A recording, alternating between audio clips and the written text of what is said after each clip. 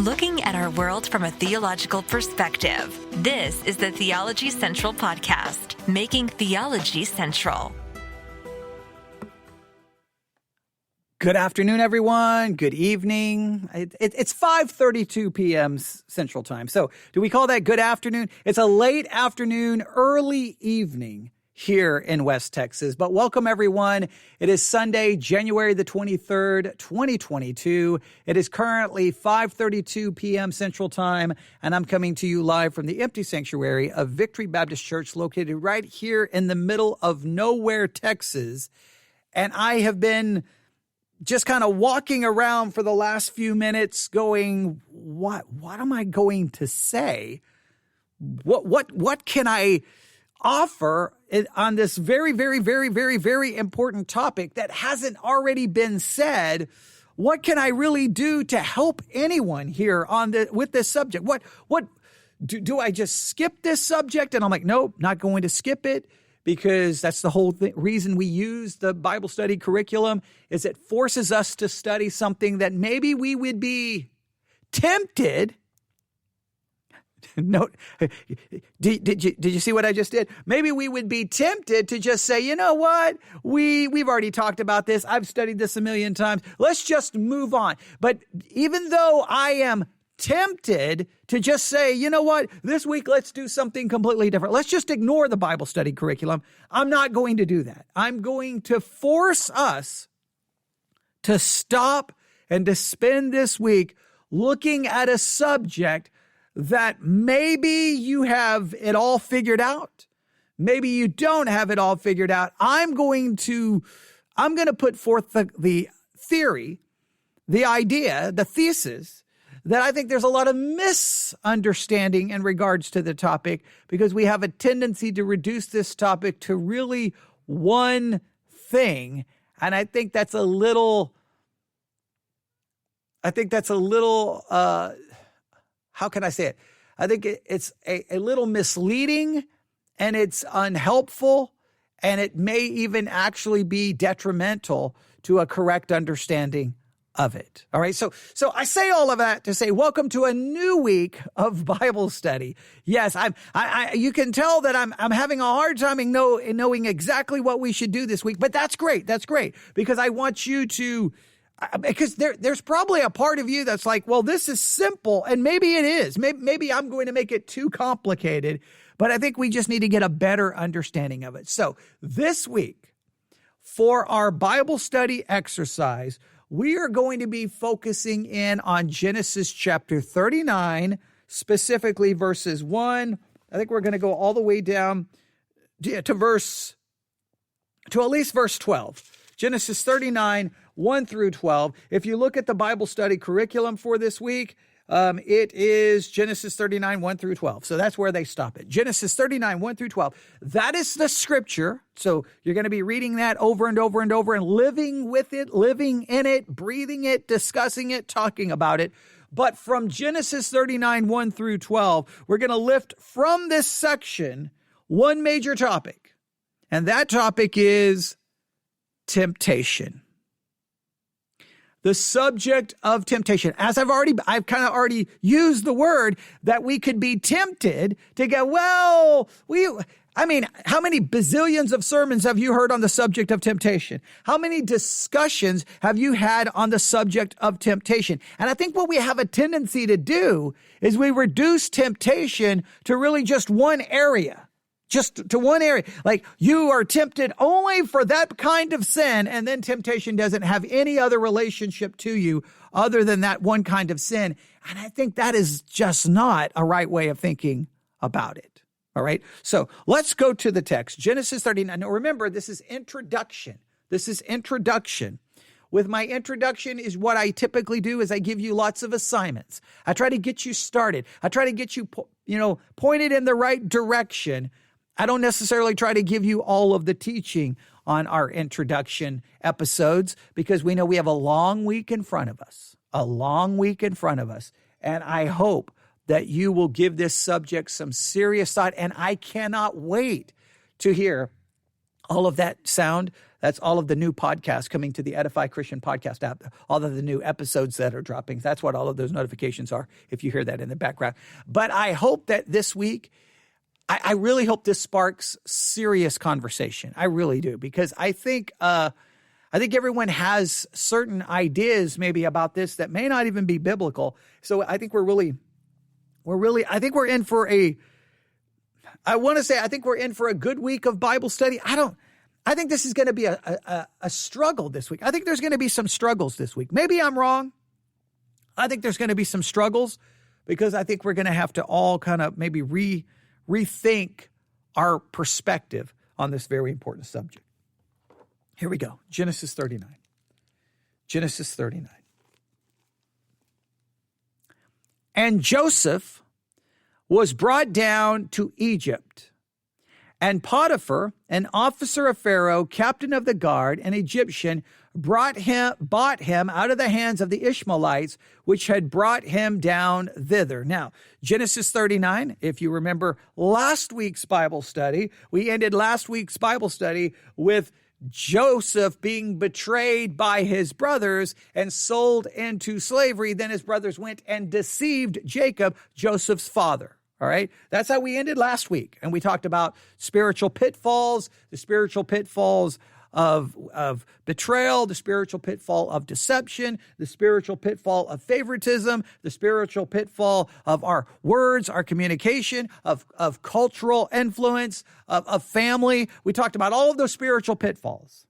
Now this week, so that sets us up for this. This is why we can go immediately to this chapter, because now we know how Joseph ended up here, right? So Joseph could be, from a human perspective, this is very important. I think we need to see this. And I think it's awesome that we just flow from Genesis 37 and that we, in a sense, skipped 38 and we go directly to 39, because I want us to feel the weight of what just happened. So I just want you to really I want to paint this out. You're Joseph, all right? You have a great life. You're your dad's favorite. You're getting dreams that maybe you understand are coming from God, but they seem to signify something great happening, that you have you're going to be in some position of prominence, some position of power, and that there's something big you feel maybe is coming. You walking around in a coat of many colors that your father gave you, showing you that you have a position of being a favorite, of maybe of power. You're special, right? There's everything seems to be going great and wonderful in your life. And then you go to check on your brothers one day because your father sends you out to go check on them. And the next thing you know, your brothers betray you, throw you in a pit, and you're a slave. Now, I don't know about you. If I find myself in that position that my brothers just messed me over and I got sold and now I'm now a slave, I can just tell you this, my first thoughts would probably not be on serving God, serving the people who bought me into slavery, who bought me as a slave. I may be thinking, how can I escape, get back to my brothers, and make them pay? I don't know if my thoughts would be, okay, I've been bought a slave, I'm going to be the best slave I can be. No. I would have been like, how do I get out of slavery so I can make my brothers pay? Wait till I get back to my father, because my father is not, he would be so upset because I'm his favorite. But Joseph seems to just focus on, well, this is the situation I'm in. What can I do? I can glorify God. I can serve God. I can do what I'm supposed to do. It's just amazing mindset that we find here in Joseph. All right. So verse 2, and the Lord was with Joseph, and he was a prosperous man and was in the house of his master, the Egyptian. Now, please note, God is with him, meaning that no matter there's betrayal, there's been deception, there's all this horrible things that have taken place, but God is working in and through it. See, God is at work even when it's not going our way. So we always have to be focused on God's will, God's glory, not our will, not our way. See, what we have a tendency to do when things go wrong, we simply say, we always want to change the situation. I want you to think about that. When things go horribly wrong, our first reaction is to change it. right? Like, okay, just think about how Christians react. Okay, so someone gets placed in power in government and we don't like it. And our first thought says, we need to change it. We need to change it. Wait a minute. Instead of always focusing on changing the situation, why don't we focus on obeying and glorifying God in the situation? Now, I'm not saying there's never a time to try to change the situation. Please hear me out. I'm saying our focus has to be, how can I obey God within the situation? How can I glorify God in it? We always want to change it. Focus on obeying God in it. We always want the situation to get better, to make it go away. How about we just say, God, what would you have me do in it? Because I know you're with me and I know you're at work in it. And I know that things are working according to your sovereign plan and decrees. And it's working according to your providence. So let me ask you, when things go horribly wrong, and in a sense you find yourself in a pit being sold as a slave, is your first thought, Lord, change it, make it better, fix it, get revenge? Or is your first thought, how can I obey you, Lord, in it? How can I glorify you in it? Do you want to change it, or do you want to glorify God in it? I think that's an oh me for me, because I want to change it. It's just amazing that here's Joseph, and it just seems like he's just doing what he can. God is with him. And then note what he does. And Joseph found grace in his sight, and he served him, and he made him overseer over his house, and all that he had, he put into his hand. Joseph is doing so good as a slave. He's finding grace. He's being blessed in the midst of it. In other words, instead of just pouting and being a horrible slave, he's serving. He's like, okay, God, you put me here. I'm going to serve you by serving, my master.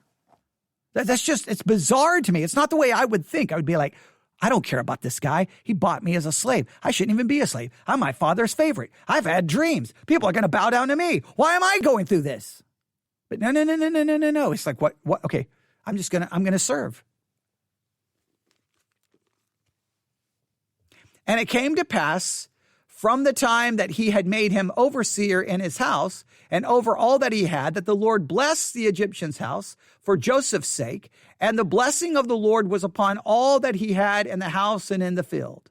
And he left all that he had in Joseph's hand, and he knew not aught he had, save the bread which he did eat. And Joseph was a goodly person and was well favored.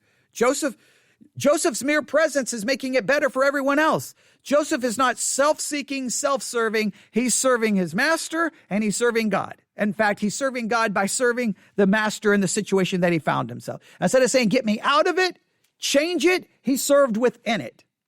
He obeyed within it. And I'm not always good at this. All right. I've been in bad work situations, and all I could think about is, how can I get out of it? How can I get out of this? Okay, maybe if I could talk to this person, maybe I could get that job. Maybe I can move here. And I'm always manipulating and scheming. And instead of going, wait a minute, maybe God put me in this. So instead of trying to get out of it and try to change it, I need to focus on serving God and glorifying God in it.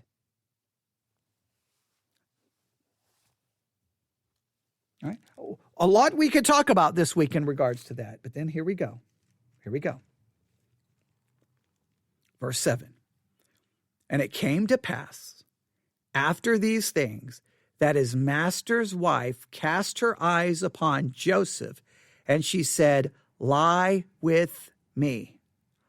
But he refused and said unto his master's wife, behold, my master wotteth not what is with me in the house, and hath committed all that he hath to my hand.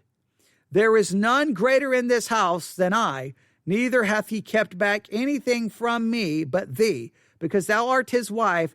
How then can I do this great wickedness and sin against God? Now this week, your memory verses is going to be 7 through 9. That's going to be your memory verses. 7 through 9. I want you to just realize Joseph is a slave. He's been put there in an unjust way. Injustice has occurred. It was unjust for what his brothers did. He had been betrayed. He had been messed over. And he's a slave. But he's more worried, like, how can I do this against my master? That would be wrong. And how can I sin against God? In other words, even though I'm in this bad situation, I'm going to continue to conduct myself in a respectful way to my master, even though I'm not here based in a right way. I'm going to serve God in this horrible situation, and I'm not going to sin.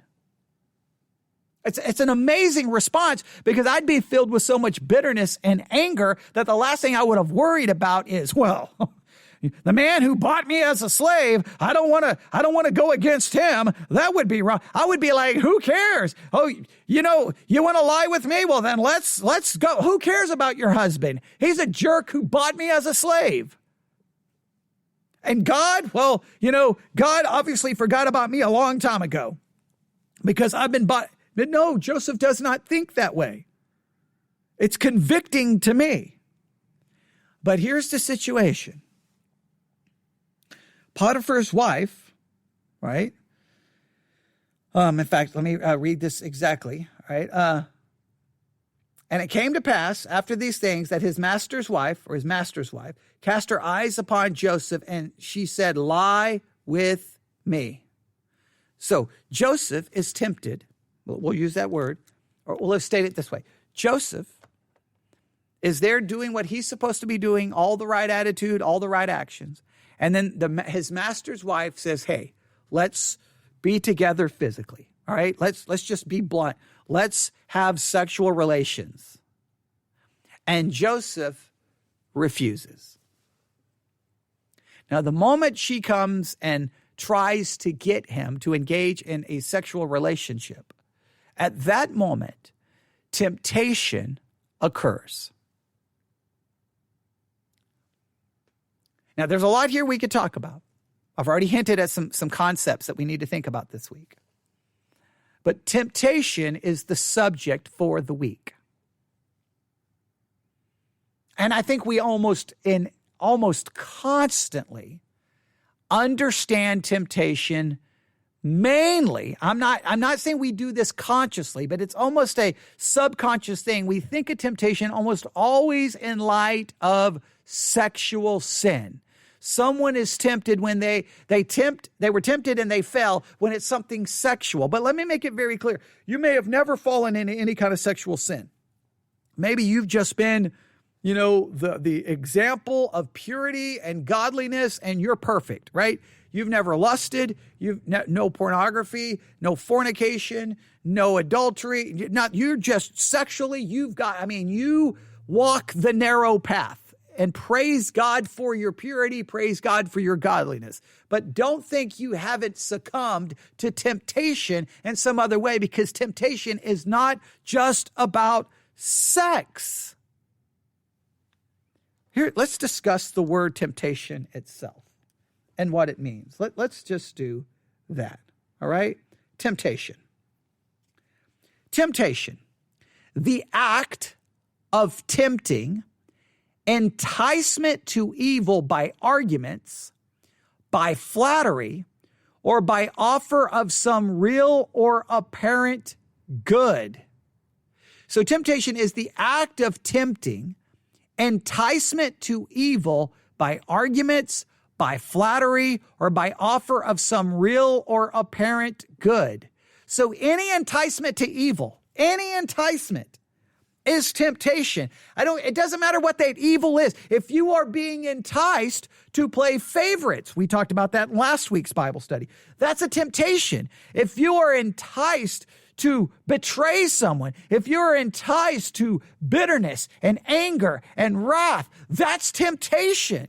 Any enticement to evil by arguments, by flattery, or to offer some real or apparent good. Hey, you want to be bitter? Look what that person did to you. You have a right to be upset. Like, if it offers you some apparent good, that is temptation. We just always it's only about sex. And we've got to have a better understanding of it. Let's break this down a little bit here, all right? Temptation, solicitation of the passions, enticements to evil proceeding from the prospect of pleasure or advantage. So a temptation is where you're being solicited. It's a solicitation of your passions, of your desires. It's an enticement to evil, and it comes from the prospect of pleasure or advantage. Look, you want this because of the pleasure it will bring or some perceived advantage you will gain. It's going after your desire and offering you some pleasure or advantage. Another definition here, the state of being tempted or enticed to evil. When by human weakness you are led into temptation, resort to prayer for relief. Okay, well, that's trying to get into answers, but it's the state of being tempted or enticed to evil. Right? Another, that which is presented to the mind as an inducement to evil. So temptation is any attempt to get you to deviate from God's standard of holiness and righteousness. Any enticement to evil, any enticement to deviate from God's holy standard is a temptation. It can be a temptation to gossip, a temptation to slander, a temptation to lie, a temptation to bitterness, a temptation to love something more than you love God. There's a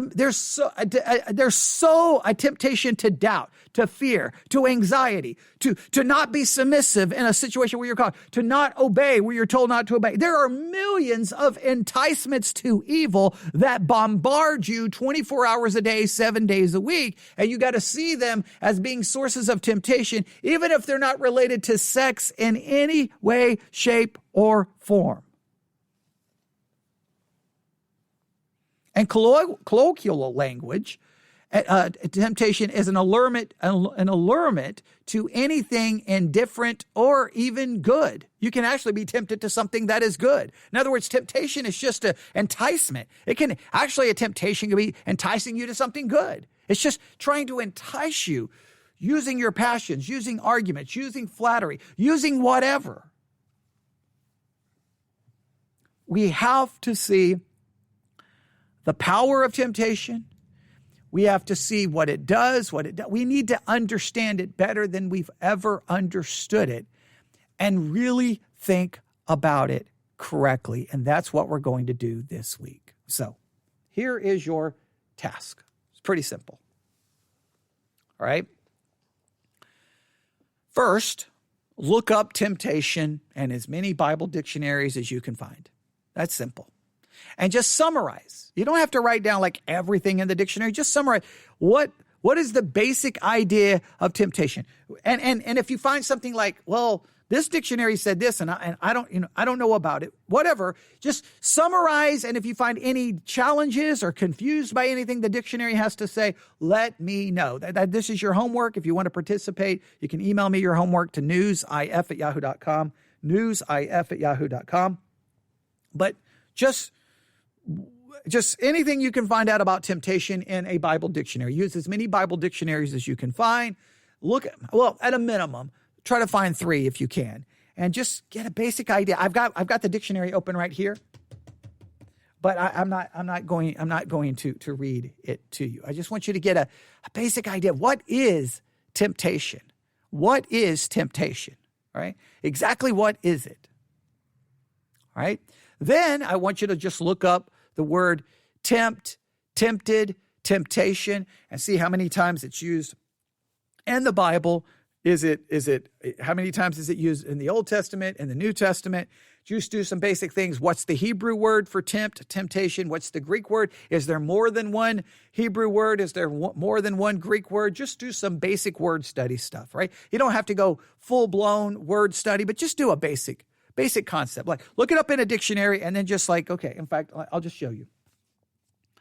It's probably not going to be that hard to do, but I'll just show you really quick here. If I just go to the Blue Letter Bible app really quick, Blue Letter Bible app, I'm just going to type in the word I'll go ahead and put in temptation. Used 15 times in the King James. Temptation is used 15 times. The first one shows up in Psalm 95:8. All right. So, and then it seems the word temptation itself. Now, I haven't looked up tempt or tempted or any other variation, but temptation is only used once in the Old Testament, and that's Psalm 95:8. All right. But you just look up all the variations. How many different Hebrew words? How many different Greek words? What does the definition for the Hebrew word? Just your basic concepts. If you see something that you think, oh, wow, that's super, super confusing, or I didn't see that, or that doesn't make any sense, let me know what you discover. All right. So very simple. Look up the word temptation in Bible dictionaries, then just do some basic word studies. All right. For tempt, temptation, tempted, any is there some other words that would mean basically the same thing as temptation? What other words are used in the Bible that it may not use the word temptation, but it's basically saying the same thing? What are those words? Right? We want to just get a good overview of what the Bible has to say in regards to this subject. Okay? All right? There's 2 assignments. 3, just keep reading Genesis 39 over and over and over and over and over and over and over and over. That's very simple. And then we are going to memorize Genesis 39, 7 through 9. I'm going to put that in the Bible memory app. In fact, let me do it right now. I'm going to do it right now. Go into the Bible memory app. And remember, you can download the Bible memory app in any app store. Bible memory app. You'll go to groups, type in Theology Central, join the group. So I'm going to go to Genesis, or I'm going to go to the Bible memory app. I'm going to put a new verse. I'm going to put Genesis, and we're going to put chapter 39. And we're going to put verse 7 through 9. All right, so verse 7, and then put verse 9. Okay, I'm going to import verses. No, I'm going to put all 3 verses. Yes, okay. And let me see here if it showed up.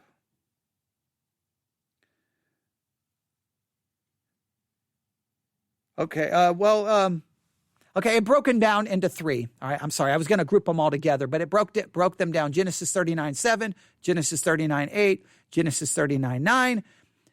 It broke them down into 3 different ones, but that's okay. It may make it easier for you to memorize them that way. I was going to group them all together, but that's okay. Genesis 39:7, 8, and 9, they have been added to the Bible memory app. They've been added. And see, I'm going to hit done. And they should be there now. Yes, they are there. Okay, so they're there. And I'm just going to send a message out on the app. Okay, see here. Nope, let's go. New verses added. There we go. And then I'm going to hit post. And now you should get a notification on the Bible memory app. There you go. You're set. You're set. So what are you going to do? You're going to look up the word temptation in a Bible dictionary, multiple Bible dictionaries, and you're going to summarize what you find if you find something interesting or difficult. All right. You got that? Next, what you're going to do is do a basic word study on temptation. That should not take you much time. Should be very simple. Should be very straightforward. You get to work on it. Then read Genesis 39, 1 through 12 over, live it, breathe it, talk about it, discuss it, meditate on it, live in the story, be right there in the story. All right. Live in it. Okay. Then, I want you to memorize Genesis 39, 7, 8, and 9. Genesis 39, 7, 8, and 9. There you go. That's a pretty simple, course of study this week, And I'm still, well, we'll just wait and see how the week proceeds. That's what we'll do. We'll wait and see how the week proceeds. Because sometimes, like for last week, the spiritual pitfalls, there was one spiritual pitfall that I was wanting someone to name, and no one named it. But I'm not going to mention it now. So sometimes I kind of like, I've got something I want someone to grab onto, and I want someone to ask. Sometimes people will, sometimes people don't. And so I have to decide, do I bring it up or I just leave it alone? Here, I'm really hoping that what we will discover is just like people go, well, Because if I'm honest, I think that a lot of people are going to just say, well, temptation, I mean, tell me, I'm going to throw this out there. You can tell me if you're wrong, if I'm wrong. Some, I think for men, and maybe I could be wrong on this, and you can tell me if what you think. I think for some, okay, I'm going to do this a couple of ways. I think for some, people will say, well, I used to struggle with temptation a lot back when I was dating. But now I got married. I don't really see temptation as that big of a deal. I want you to just be honest. Do you really see temptation as a big deal anymore? Or do you just don't really think about being tempted, right? Are you so worried that every time you pray, you talk do you mention to the Lord constantly in prayer the areas where you're being tempted in? Or do you not really see? Like, I think in other words, what I'm saying, if you were a teenager, in other words, if you became a Christian and you were a Christian when you were dating, and you weren't married yet, you probably struggled. You probably at least struggled in some way with the temptation of maybe engaging in physical relations, or at least the thoughts, the lust, and all of that, those things. But once you get past that and you get married, then you may go like, okay, good, got that, beat that, and then you don't really think about temptation. All right. So I think for some, they're like, well, I don't really struggle with that anymore. Now there are others. Typically, not always, but typically it's men, a lot of times even Christian men, who may say, yeah, I struggle with temptation, and it's in relationship to pornography. They may still, but it's still connected to sex, not to, so the only thing you're tempted to do is pornography? That's the only temptation you have? Well, man, you actually should be applauded, because I would think there's millions of other temptations you're dealing with. So I think we have a tendency to when there's certain stages in our life where we're like, man, temptation. And then we get past that stage. And for many, we're like, well, I'm done with temptation. No. You're never done with temptation. The temptations just change. Now, you can tell me, you may go, no. I constantly am aware of being tempted. Okay. Well, then I stand corrected. I have a feeling that we just don't, I just think that the sermons about temptation typically go to the youth group. They go to the singles class, or they go to the people who are in some kind of treatment for addiction, right? It goes to counseling about pornography.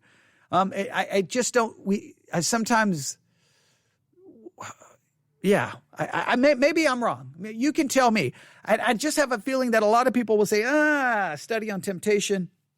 The people who will want to study on temptation are the people who are struggling with a specific temptation, and it'll probably be dealing with some kind of sexual situation. That seems to be the only time anybody mentions it. But I want you to know, people in your church who've never had a struggle with sexual sin one time in their life, they still struggle with temptations. It's just different kinds. Any enticement to evil, any enticement is temptation. We've got to see it for what it is, and then we got to ask ourselves, and we know where we're going to be going, how do you resist it?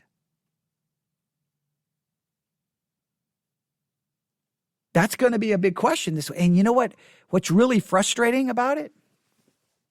Okay, now I'm just going to go ahead and throw this in there, because remember, I always try to get us to think outside the traditional church answers, right? Because this is the way the typical church handles it. Yes, you're tempted, but by the power of the Holy Spirit, you can resist all temptation. And you're like, whoa, wait a minute. So you're saying I can be sinless? No. You can't be sinless. Well, wait a minute. Then that means I cannot resist all temptation. So can I or can't I? As a Christian, can you resist all temptation? You say you can't. So then that means not only are we going to struggle with temptation, we're always going to be guilty of succumbing and falling to it. How do you understand your Christian life in that light? Do you see your Christian life as a life of, well, I'm never going to completely win the war against temptation? In fact, while I was walking around trying to figure out what to do, I was on Amazon and just looking for books on temptation, and I just purchased one. And immediately, and the reason I purchased it is the book was How to Have Victory Over Temptation. And I'm like, so this Christian book by a well-known preacher, I'm like, so this book is going to tell me that I can have complete victory over temptation? Oh, wow.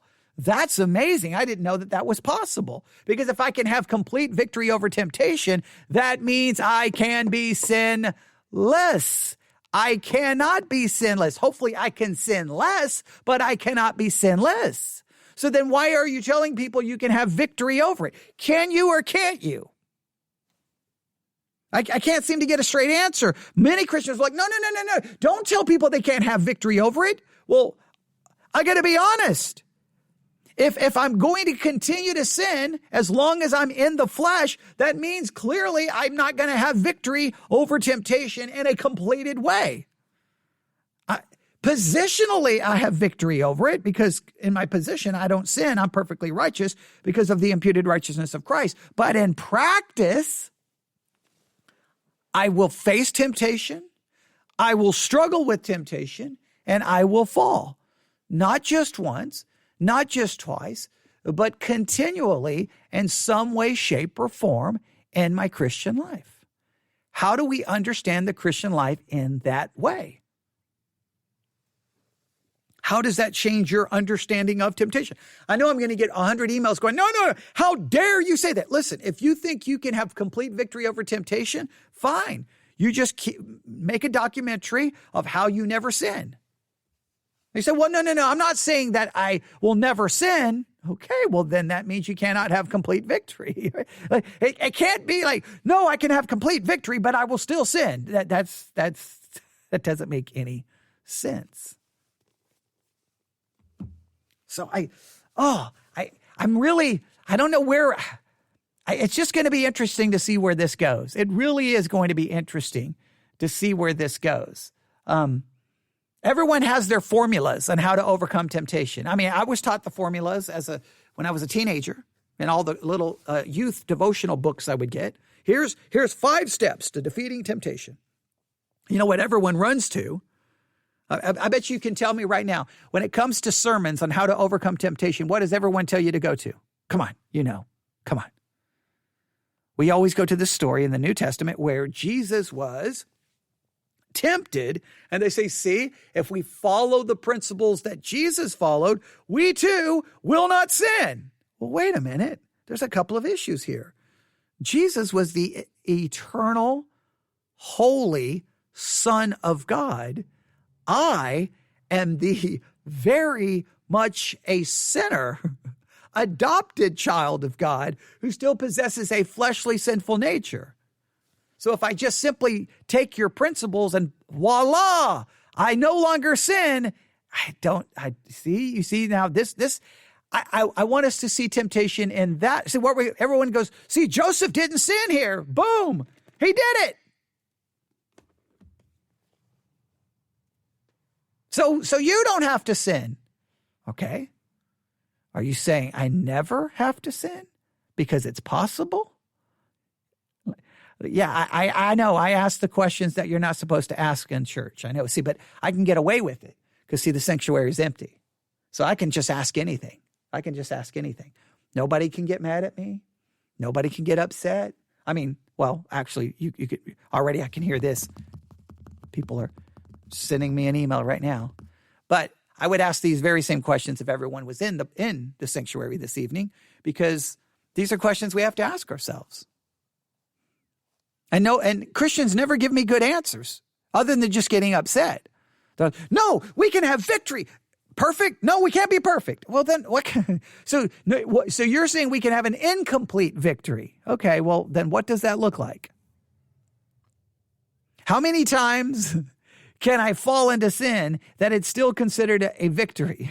How many times can I sin? Because I will tell you really quick that the Bible says, be ye holy as I am holy. You're tempted every day not to be as holy as God. Well, because you're never going to be as holy as God. So that means you're in perpetual state of sin. You're told to love God with all your heart, mind, body, and soul. You're never going to do that. You're said to have a pure heart. Well, that's never going to happen. You're supposed to love your neighbor as yourself. You're supposed to turn the other cheek. I can just go on and on through the Sermon on the Mount. And by the time it's over, you're all condemned. So then how victorious have you been? Well, I know I have victory. Well, like, can you explain it to me? And then why are we to pray, lead us not into temptation? What in the world is that all about? Yeah, lots of questions. What's the connection between temptation and trials? Is a trial a temptation? When is it a temptation? When is it a trial? Right, but we could have a discussion about that. There's lots of things we could talk about this week. We're just going to take it one study at a time and just see where we go. And a lot of it's going to determine what you have to say in regards to all of this. All right, I'm going to stop right there. There's your study for this week. All right, look it up in a Bible dictionary, do a basic word study, read Genesis 39, 1 through 12 over and over and over and over, and memorize Genesis 39. Is it what, 7, 8, and 9? Genesis 39, 7, 8, and 9. I believe that is correct. Yes. And I'll read them to you one more time. And it came to pass after these things that his master's wife cast her eyes upon Joseph, and she said, lie with me. But he refused and said unto his master's wife, behold, my master wotteth not what is with me in the house, and he hath committed all that he hath to my hand. Now, if you're going to memorize this using the King James, you may want to just look up what the word wotteth not, wotteth, W-O-T-T-E-T-H. What is that actually? What does that word mean? And just use a different word if you want to memorize it that way. Because wotteth, I mean, what is that? Verse 9, there is none greater in this house than I, neither hath he kept back anything from me but thee, because thou art his wife. How then can I do this great wickedness and sin against God?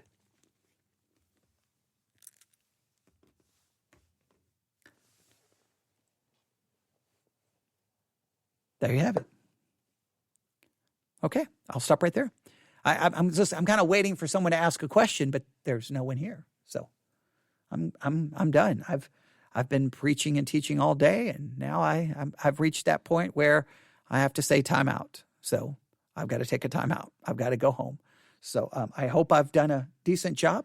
I always hate introducing the Bible study exercise as the last thing I do, because I feel like that I'm starting to kind of, after hours and hours of talking, you kind of like, man, did I introduce that? Because you always want that introduction to be strong, but I kind of even started this with kind of going, well, I don't really know what to say, because what can I say about temptation that hasn't been said a million times? So I hate that's kind of where we are, but maybe that's going to be the struggle this week, to really think about it so that we get past maybe a lot of the things that we've held on to in regards to this subject that maybe we haven't thought about it correctly. All right, so we'll see. Email me, newsif@yahoo.com. New week of Bible study, a new privilege, a new honor to be able to study God's word. Please take advantage of it.